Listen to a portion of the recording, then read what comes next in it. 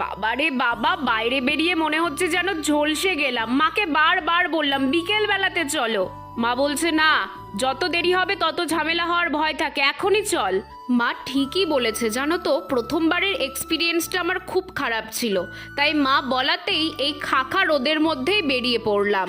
মা, কাকিমণি আর আমি যাচ্ছি ভোট দিতে। তোমরা তো জানোই আজকে আমাদের উত্তরবঙ্গে মানে উত্তর দিনাজপুর, দক্ষিণ দিনাজপুর আর দার্জিলিং জেলাতে ভোট। কিন্তু এতই রোদ্দুর, একটা টোটোও দেখতে পাচ্ছি না, খাখা রোদ, কতটা যে হাঁটতে হবে কে জানে।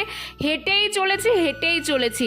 যাই হোক, অনেকটা আসার পর বাবা প্ল্যাকার্ডগুলো দেখতে পেলাম, তার মানে বোধহয় বুথের সামনেই চলে এসেছি।